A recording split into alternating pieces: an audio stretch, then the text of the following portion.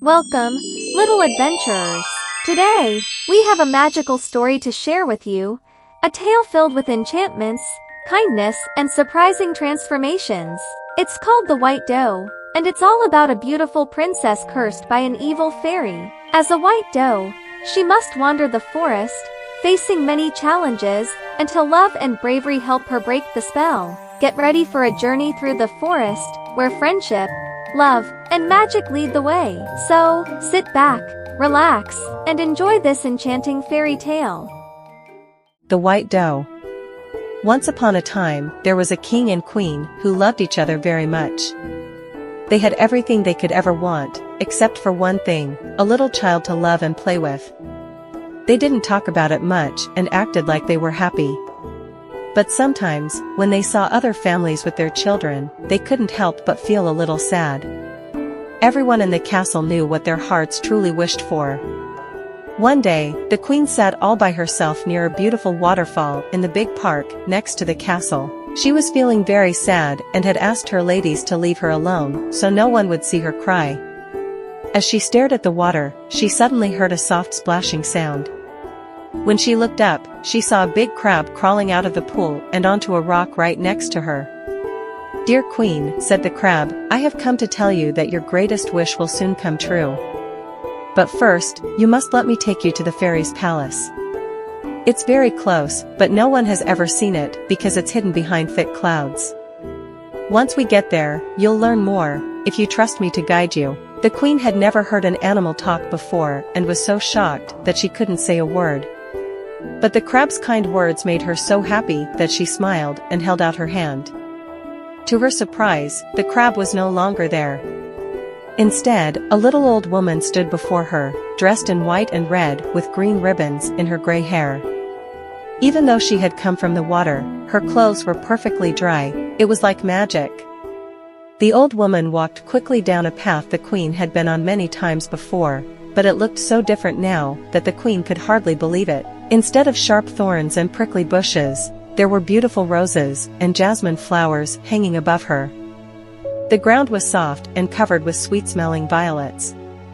Tall orange trees grew on both sides of the path, their leaves so thick that even on the hottest days, the sun couldn't shine through. At the end of the path, the queen saw something so bright and sparkly that she had to cover her eyes with her hand and peek through her fingers to see it. "What is that?" the queen asked, turning to the old woman. "That is the fairy's palace," the woman replied with a smile. "And look, some of the fairies are coming to meet us." As she spoke, the gates of the palace opened, and 6 fairies walked out. Each one carried a flower made of glittering jewels, so perfect that they looked real. Only by touching them could you tell they weren't real flowers. "Dear Queen," said the fairies, "thank you for trusting us enough to come here. We have wonderful news for you. Soon, you will have a little daughter." The queen was so happy to hear this that she almost fainted from joy. When she could speak again, she thanked the fairies again and again for such a special gift. Then she said, "I shouldn't stay much longer. My husband might worry and think I've been lost or hurt by a wild animal." Not long after, just as the fairies had promised, a baby girl was born in the palace. The king and queen were overjoyed. They named her Desiree, which means longed for, because they had wished for her for so many years. At first, the queen was so happy with her new baby that she couldn't think about anything else. But then she remembered the fairies who had made her wish come true. She asked her ladies to bring her the bouquet of jeweled flowers the fairies had given her. She picked up each flower, called out the fairy's name, and each fairy appeared to her. But, by accident, she forgot to call the crab fairy, the one who had helped her the most. And, just like in other stories you may have heard, forgetting someone so important caused a lot of trouble later on. For now, everything in the palace was full of happiness. Everyone rushed to the windows to watch the fairies' carriages, and each one was different and special. One fairy rode in a black carriage, pulled by white pigeons. Another rode in an ivory chariot, being pulled by 10 black crows. The others had carriages made of rare woods or colorful seashells, with bright scarlet and blue macaws, long-tailed peacocks, or green lovebirds as their horses. These beautiful carriages were only used for special occasions. When the fairies needed to travel for important matters, like going to war, they would ride on flying dragons, fiery serpents, or fierce lions and leopards instead of the lovely birds. The fairies came into the queen's room, followed by little dwarfs who were carrying their gifts. The dwarfs looked even prouder than the fairies. One by one, the gifts were laid out on the floor, and they were all so beautiful. There were clothes and toys for the baby, and even more special gifts that only children with fairies for godmothers could ever hope to have. Everyone was gathered around the baby, who was sleeping on a pile of soft pink cushions. Suddenly, a shadow passed over them, and a cold wind swept through the room. Everyone looked up and saw the crab fairy, who was so angry that she had grown as tall as the ceiling. "So I have been forgotten," she shouted in a voice so loud that the queen shook with fear. "Who was it helped you when you were sad? Who led you to the fairies? Who brought you safely back to your home? Yet I am ignored, while these who have done far less are praised and thanked." The queen, so scared she could hardly speak, tried to think of something to say, but there was nothing she could do. She could only admit her mistake and beg for forgiveness. The fairies tried their best to calm the angry crab fairy. They knew that, like some people who aren't fairies, she was very proud of her appearance. So, they asked her kindly to take off her crab disguise and return to the lovely fairy they knew. For a while, the angry fairy wouldn't listen to anyone. But slowly, the fairy's kind words started to work. The crab shell fell off her, she grew smaller again, and her angry face became a little softer. "Well," the crab fairy said, "I won't cause the princess to die, like I had planned. But she will still have to face a punishment for her mother's mistake, just like many children have before her. My punishment is that if she sees even a little bit of daylight before her 15th birthday, she will regret it deeply, and it might even cost her life." With these words, she disappeared through the window. The fairies then comforted the crying queen and discussed how they could keep the princess safe until she grew older. After about half an hour, the fairies decided what to do. With a wave of their hands, a beautiful palace appeared near the king and queen's palace. But this palace was different from any other. It had no windows, and only one door that was hidden underground. Inside, though, there was no need for daylight because the walls were covered with so many bright candles that the whole place shone. Until now, the princess's life had been like the stories of many other princesses you've heard. But as her 15th birthday grew closer, things started to change. For almost 15 years, the fairies had taken care of her, teaching and entertaining her, making sure she was just as skilled and charming as the daughters of other kings. They all loved her very much, but the fairy Tulip loved her most of all.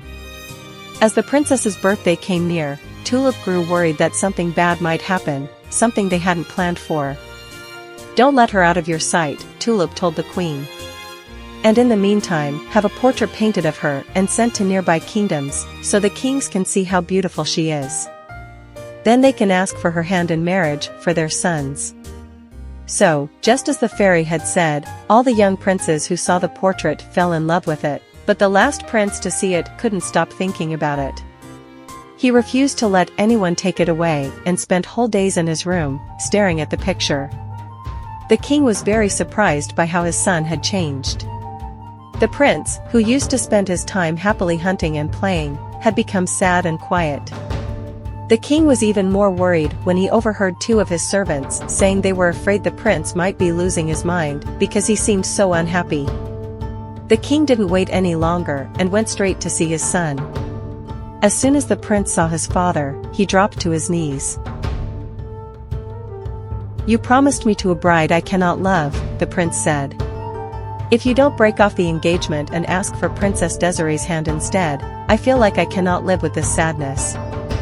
The king could see his son's deep feelings, and he knew something needed to change to help him. The king was upset by his son's words. He knew that if he broke off the marriage, it could lead to a big, sad fight in his kingdom. So, without saying anything, he turned away, hoping that his son would feel better after a few days.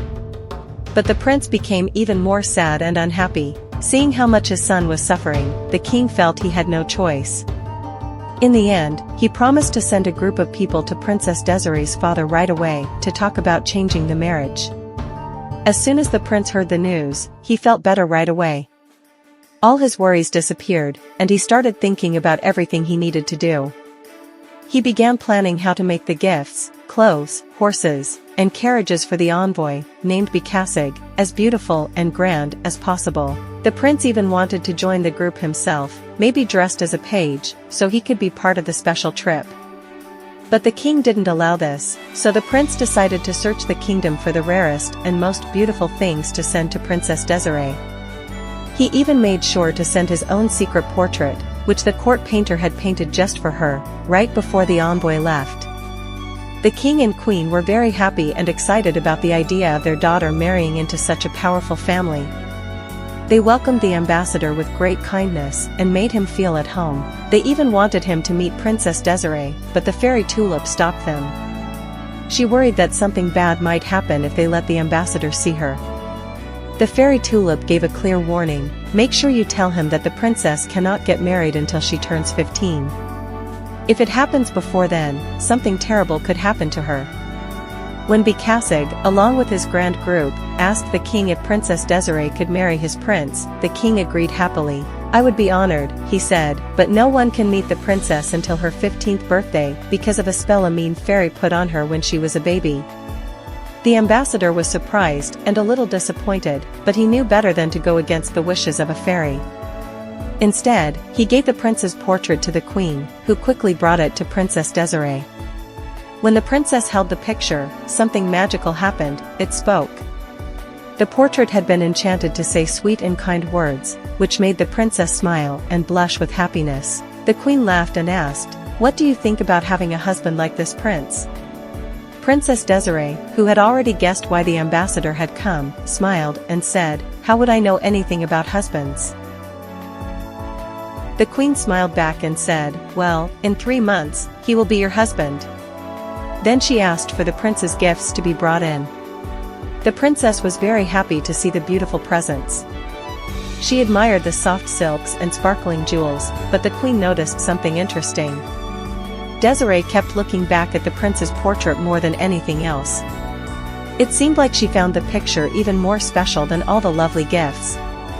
The ambassador realized there was no way he would be allowed to meet Princess Desiree, so he said goodbye and returned to his prince's court. When the prince heard that Desiree would truly be his bride, he was overjoyed. But when he found out she hadn't come back with the ambassador, he felt very upset. He had hoped she would arrive right away and didn't know how to handle his disappointment. Because no one had ever taught the prince how to wait patiently or deal with his feelings, he became sad and refused to eat or do anything fun. Instead, he spent all day lying on a pile of cushions, staring at the picture of Princess Desiree. The prince kept saying, "If I have to wait 3 whole months to marry Princess Desiree, I'll surely die." He was so upset that no one could cheer him up. The king, feeling helpless, decided to send another messenger to Desiree's father. In a letter, the king wrote, "I wish I could come to ask you myself, but I'm too old and not strong enough to travel. Please allow the wedding to happen sooner. My messenger has instructions to agree to whatever plans you think are best." When Bekasig arrived at the palace, he begged the king and queen to think about the prince's feelings. "Please let Princess Desiree decide for herself," he pleaded. The queen quickly went to the marble tower to tell Desiree how sad and unwell the prince was. Hearing this, Desiree felt so worried that she fainted. But soon, she woke up, determined to come up with a clever plan. She wanted to find a way to visit the prince while staying safe from the wicked fairy's curse. "I've got it!" Desiree exclaimed with a bright smile. "Let's build a special carriage that blocks out all light. Bring it to my room and I'll climb inside. We can travel quickly at night and reach the prince's palace before sunrise. Once there, I can stay in a safe underground room where no light can get in." "Oh, my clever girl," said the queen, hugging her tightly. She rushed off to tell the king about Desiree's idea. "What a smart and wonderful wife the prince will have," said Bekasig, bowing deeply. "I must return quickly to share this good news and get the underground room ready for the princess." With that, he left to prepare everything. In just a few days, the princess's special carriage was ready. It was covered in green velvet decorated with shiny golden thistles and lined inside with silver fabric embroidered with pink roses. Of course, there were no windows, but the clever fairy Tulip, who had been asked for advice, found a way to fill the carriage with a soft, gentle light that seemed to come from nowhere at all. The carriage was brought directly to the grand hall of the tower. The princess stepped inside, followed by her loyal maid of honor, Eglantine. Joining them was Cerisette, her lady-in-waiting, who secretly admired the prince's portrait and felt jealous of the princess.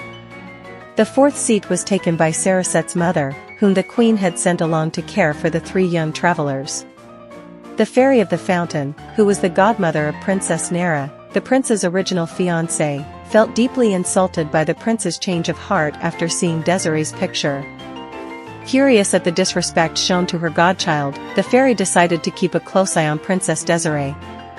During the journey, the fairy saw an opportunity for revenge. Invisible to everyone, she sat beside Cerisette, whispering unkind thoughts into the minds of both Cerisette and her mother, filling their hearts with jealousy and mischief. The journey to the prince's city led mostly through a dense forest where the tall trees blocked out the sky. Each night, when the moon was hidden and the stars couldn't be seen, the guards would briefly open the carriage to let in fresh air.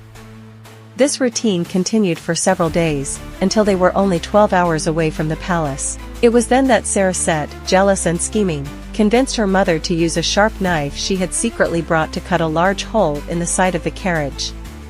The thick forest's deep shadows hid their actions, but as they left the trees behind and entered the bright, open countryside, the sun rose high in the sky.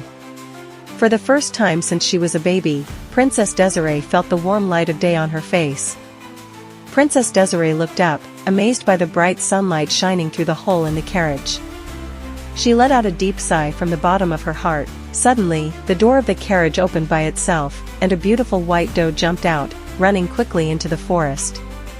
Eglantine, her maid of honor, saw where the doe went and, without thinking, quickly jumped out of the carriage to follow it.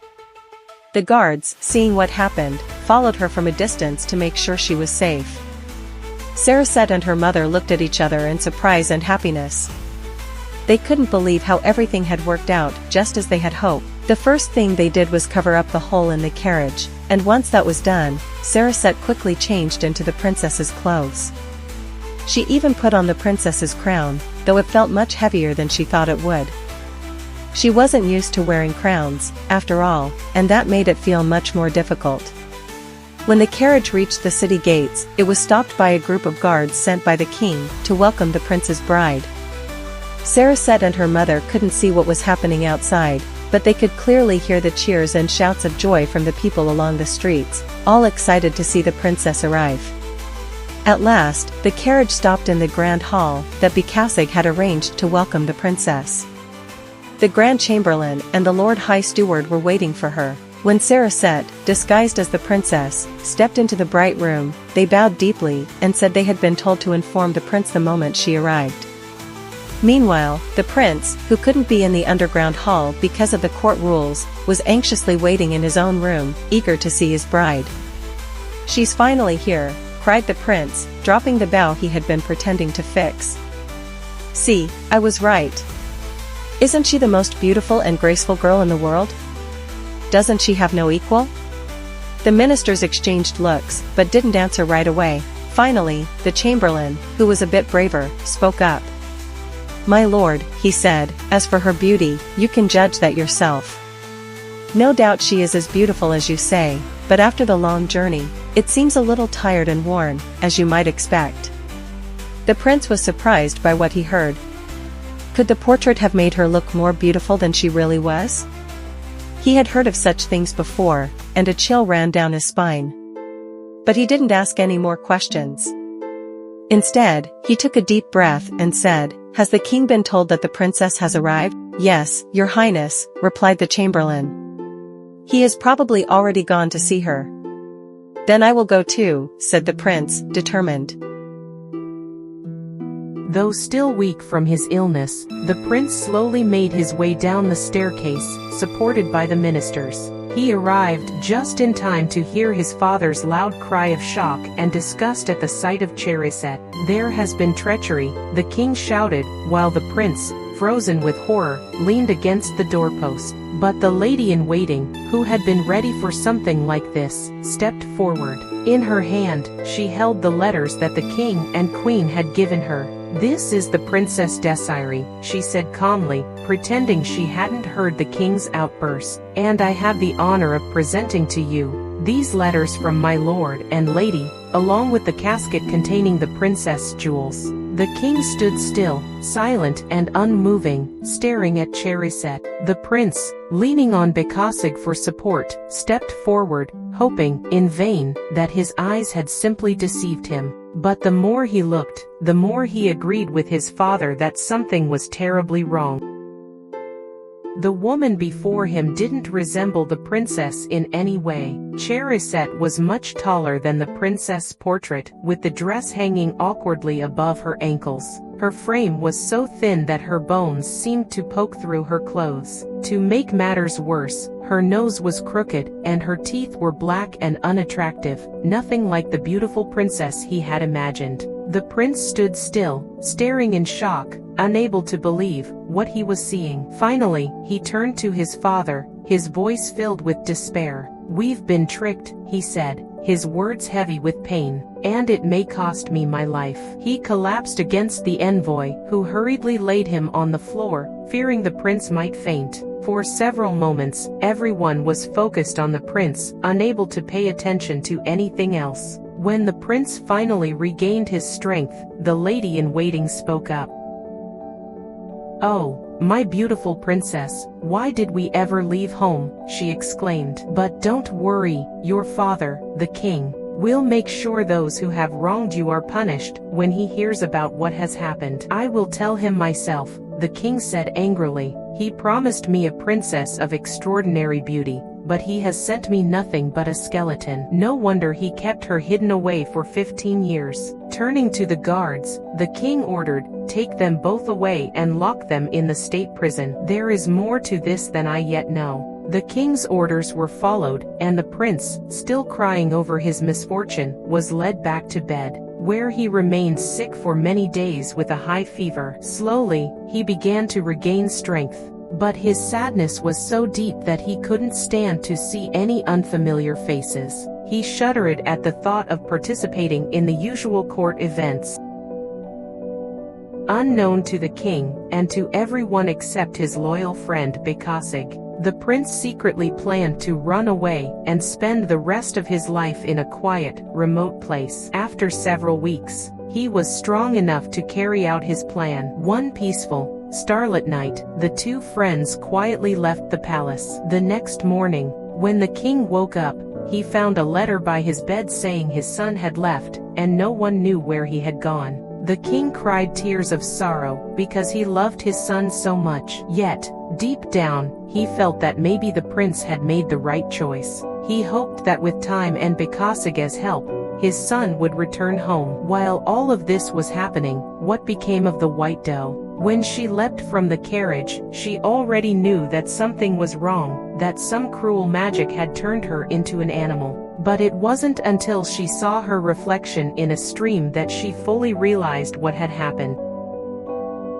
"Is it really me, Desiree?" she asked, her voice filled with sadness. "Which wicked fairy has done this to me? Will I never, ever be myself again?" She cried bitterly, feeling lost and helpless. "At least, in this vast forest, filled with lions and snakes, my life will be a short one." Her heart ached as she wandered through the trees, feeling both sorrow and fear, unsure of what her future would hold. Fairy Tulip felt just as heartbroken over the princess' misfortune as Desiree's mother would have if she had known. Still, she couldn't help but think that if the king and queen had listened to her advice, Desiree would already be safe and happy in her new home. Despite her frustration, Tulip cared for Desiree deeply, and she could not bear to see her suffer any longer. Determined to help, Tulip used her magic to guide Eglantine to the spot where the white doe stood, quietly nibbling on the grass. The fairy knew that there was still hope for the princess, and she was ready to do everything in her power to make things right. When the white doe heard footsteps approaching, she lifted her head and, seeing Eglantine, immediately bounded over to her. She gently rubbed her head against the maid of honor's shoulder, showing affection. Eglantine, who loved animals, stroked the doe softly and spoke kindly to her. Suddenly, the doe raised her head and looked deep into Eglantine's eyes, tears streaming down her face. In that moment, a thought flashed through Eglantine's mind, and without hesitation, she dropped to her knees. She took the doe's feet in her hands and kissed them, one by one. "My princess, oh, my dear princess," Eglantine cried, recognizing her. The doe responded by rubbing her head against Eglantine once more. Though the wicked fairy had stolen her ability to speak, she had not taken away her reason or her heart. All day, Eglantine and the white doe stayed together, with the doe leading her to a part of the forest full of pears and peaches, which they ate to satisfy their hunger. But as night began to fall, Eglantine grew scared. She remembered how the princess had been frightened by wild beasts during her first night in the forest. "Is there no hut or cave where we could stay?" she asked, looking around anxiously. But the doe only shook her head, as if to say there was no safe place nearby. Feeling helpless, the two of them sat down together, overcome with fear, and began to cry. They were alone, with no shelter to keep them safe from the dangers of the night.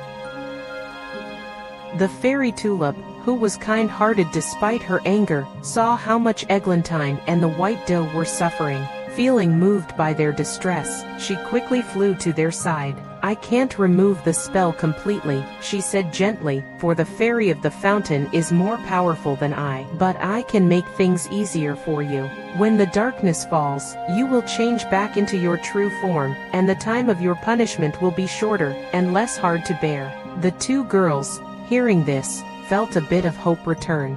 Though their troubles weren't over yet, they knew help was on the way, and that the kind fairy would make their journey easier. The thought that she would soon no longer be a white doe filled Desiree with happiness. The idea that she would change back into her true self that very night made her heart light with joy. For now, she danced around on the grass, skipping and leaping in the most graceful way, feeling free and happy, knowing that relief was near. "Go straight down the path in front of you," the fairy said with a smile, watching Desiree with kind eyes. "Follow the path, and you'll soon find a little hut where you can rest and be safe." And with those words, the fairy disappeared, leaving Desiree and Eglantine feeling happier than they ever thought possible again. An old woman stood at the door of the little hut when Eglantine arrived, with the white doe trotting beside her. "Good evening," Eglantine said. "Could you give me a place to stay for the night, for myself and my doe?" "Of course, I can," replied the kind old woman, and she led them into a cozy room. There were two little white beds, so clean and comfortable that just looking at them made you feel sleepy. As soon as the door closed behind the old woman, the sun set, and Desiree was transformed back into a girl. "Oh, Eglantine, what would I have done without you?" she cried, her heart full of joy. She threw herself into her friend's arms, overwhelmed with happiness. Early the next morning, Eglantine was woken by the sound of scratching at the door. She opened her eyes and saw the white doe, struggling to get out. The doe looked up at her, as if to say goodbye, and nodded her head. As soon as the maid of honor unfastened the latch, the doe bounded away into the woods, disappearing from sight in an instant. Meanwhile, the prince and Bekasig were wandering through the forest, feeling lost and exhausted. At last, the prince grew so tired that he lay down under a tree and told Bekasig to go find some food and a place where they could rest for the night. Bekasig set off, and after walking for a short while, he turned a bend in the path and unexpectedly found himself face to face with an old woman. She was feeding her doves outside her little cottage. "Could you give me some milk and fruit?" asked Bekasig politely. "I am very hungry, and I also have a friend who is still weak from illness and needs some help." "Of course, I can," replied the old woman kindly. "Come in and sit down in my kitchen while I go catch the goat and milk it for you." Bekasig gratefully followed her inside, and in just a few minutes, the old woman returned with a basket full of sweet, juicy oranges and grapes. If your friend has been ill, he should not spend the night in the forest, the old woman said kindly. I have room in my hut, though it's small. It's better than nothing, and you are both welcome to stay. Bekasig thanked her warmly for her kindness. Since it was nearly sunset, he hurried off to find the prince. While he was away, Eglantine and the white doe entered the hut, unaware that in the next room lay the very man whose impatience had caused so much trouble for them all. Despite his exhaustion, the prince slept poorly that night. As soon as the sun rose, he got up, telling Bekasig to stay where he was because he wanted to be alone. The prince wandered out into the forest, walking aimlessly and lost in thought. After a while, he came upon an open clearing, and saw the white doe peacefully eating her breakfast. At the sight of a man, the doe quickly leapt away, but not before the prince, absent-mindedly grabbing his bow, fired several arrows in her direction. However, the fairy Tulip made sure that none of the arrows harmed her. Though the doe fled quickly, she soon began to slow down. The long years of living in a tower had left her weak, and she wasn't used to running anymore. Fortunately, the prince, still weak from his long journey, couldn't follow the doe far. A turn in the path soon brought her close to the hut where Eglantine was waiting for her. Out of breath, she entered the room and collapsed onto the floor.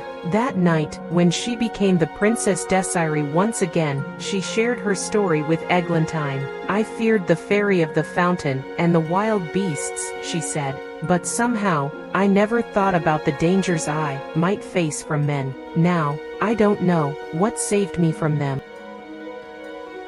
When the morning came, Eglantine advised Desiree to stay quietly in the hut until the time of her punishment was over. But as the first light of day touched the sky, Desiree, once again transformed into the white doe, felt a strong pull to the forest. Without a second thought, she leapt away, just as she had before. Meanwhile, the prince, upon waking, rushed to the spot where he had seen the doe the day before. But of course, she had made sure to go in the opposite direction. He tried one green path after another, his heart sinking with disappointment as he searched. Exhausted and disheartened, he finally lay down beneath a tree, and, before he knew it, fell fast asleep. As the prince stirred, he opened his eyes to find the white doe standing before him, her soft gaze fixed on him.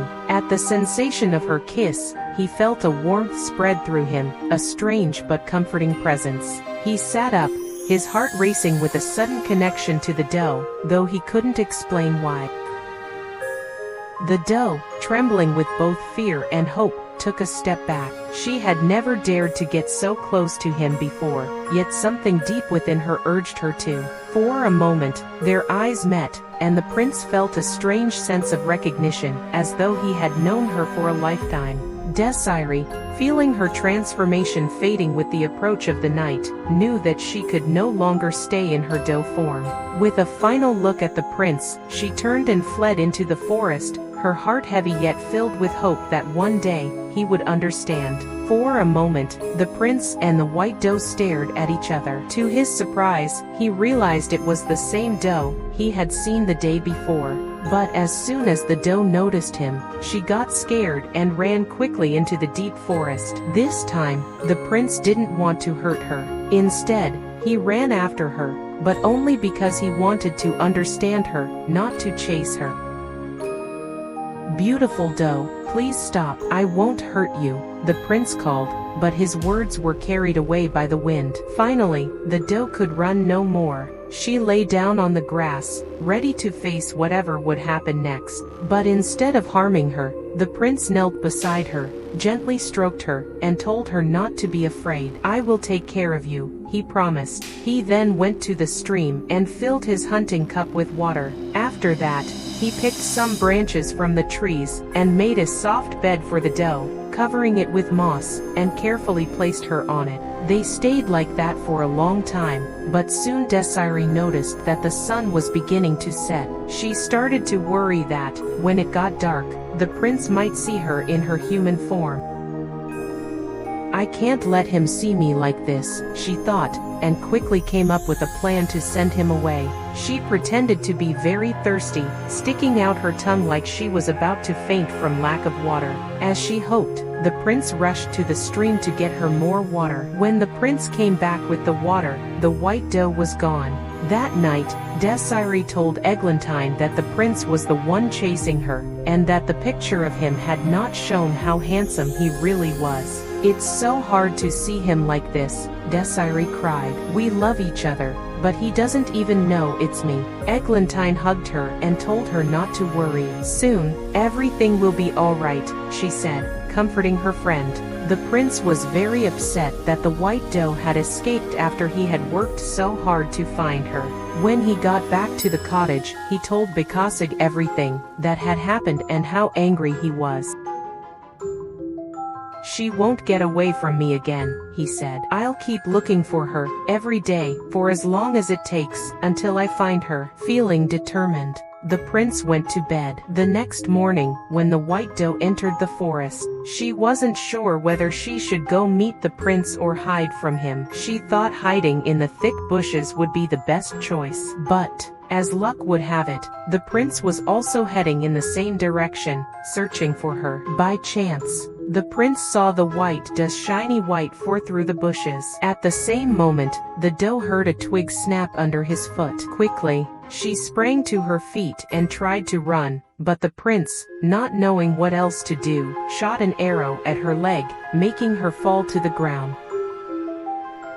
The prince felt very sad, like he had done something wrong, as he quickly ran over to the white doe. He wanted to help her, and make her feel better. He gave her some water and then picked some special herbs. After crushing them in his hand, he carefully placed them on her wound to help her heal. Oh, what a horrible person I am for hurting you, he cried, gently resting her head on his knees.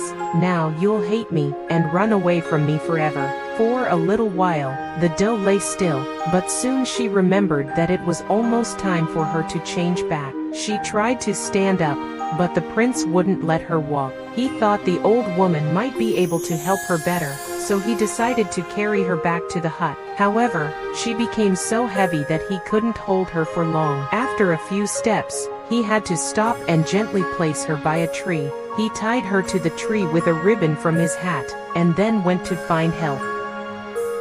Meanwhile, Eglantine had become worried because her princess had been gone for so long. She decided to go look for her. Just as the prince disappeared from sight, Eglantine saw the ribbons fluttering in the breeze, and noticed her beautiful princess tied to a tree. She rushed over and tried to untie the knots, but no matter how hard she tried, the knots wouldn't come undone, even though they seemed simple. While she was still working on them, a voice behind her said, "Excuse me, fair lady, but you're trying to steal my doe." "Excuse me, good night," answered Eglantine, hardly looking at him. "But this is my doe tied up here, and if you want proof, just see if she recognizes me." She knelt down and said, "Touch my heart, my little one." The doe lifted one of her front feet, and placed it gently on Eglantine's side. "Now, put your arms around my neck and sigh." And once again, the doe did exactly what she was told. "You are right," said the prince, his voice full of sadness. "But I give her up to you with a heavy heart, for even though I have wounded her, I love her deeply." Eglantine didn't reply, but with great care, she gently lifted the doe and slowly led her back to the hut. The prince and Bekasig, unaware that the old woman had any guests besides themselves, watched from a distance in surprise as they saw Eglantine and the white doe enter the cottage. Curious, they quickly approached the old woman to ask about it. She replied, "I know nothing of the lady and her white doe. They sleep in the room next to yours, but they are very quiet, and pay me well for my hospitality." Then, without saying more, she returned to her kitchen. "Do you know," said Bekasig, after they were alone, "I'm certain the lady we saw is the maid of honor to Princess Desiree, the one I met at the palace. Since her room is next to ours, it will be easy to make a small hole in the wall, and then I'll be able to see if I'm right." Bekasig took a knife from his pocket and began to carefully cut through the wood. The girls heard the noise, but thinking it was just a mouse, they didn't pay any attention. So Bekasik kept working without interruption. Finally, the hole was big enough for him to peek through. What he saw left him speechless with surprise. He had been right. The tall lady was Eglantine, but the other one, where had he seen her before? Then he remembered, it was the lady from the portrait. Desiree, wearing a soft green dress, lay on the cushions while Eglantine carefully helped her with the wound on her leg. With a sad sigh, Desiree spoke. "I feel so lost," she said softly. "I'd rather be anything else than live like this, being an animal all day, and not able to talk to the person I care about. He's the reason I'm in this situation, and it hurts so much. But even though I'm upset, I can't hate him. I just can't." Her words showed that, even though she was going through a hard time, she still had feelings for the prince, and couldn't bring herself to be angry with him, even though her heart was heavy. Although Desiree's words were soft, Bekasik heard them clearly, and couldn't believe what he had just heard. He stood still for a moment, trying to understand, before quietly walking over to where the prince was standing by the window. He gently took the prince's arm, and led him across the room. With just one look, the prince instantly recognized that it was Desiree, the one he had been searching for all this time. In that moment, he didn't care how or why another person had come to the palace with her name. All that mattered was that she was there. As he quietly stepped out of the room, he knocked on the door of the next room, which Eglantine opened, expecting to find the old woman with their dinner. When Eglantine saw the prince, she took a step back, recognizing him right away. But the prince gently moved her aside, and rushed to Desiree. Falling to his knees, he poured out all his feelings to her. The two of them talked long into the night, and by morning, Desiree suddenly realized she was no longer Adele. She was herself again. Overcome with joy, she told the prince the story of her enchantment, explaining everything that had happened to her. And so, the story ended happily after all. The fairy Tulip, who had been the kind old woman of the hut all along, prepared the most wonderful wedding feast for the young couple, a feast like no one had ever seen before. Everyone rejoiced at their happiness, except for Cherisette and her mother. They were sent away in a boat to a small island, where they had to work hard to earn their living, far from the happiness they had once hoped for. The end.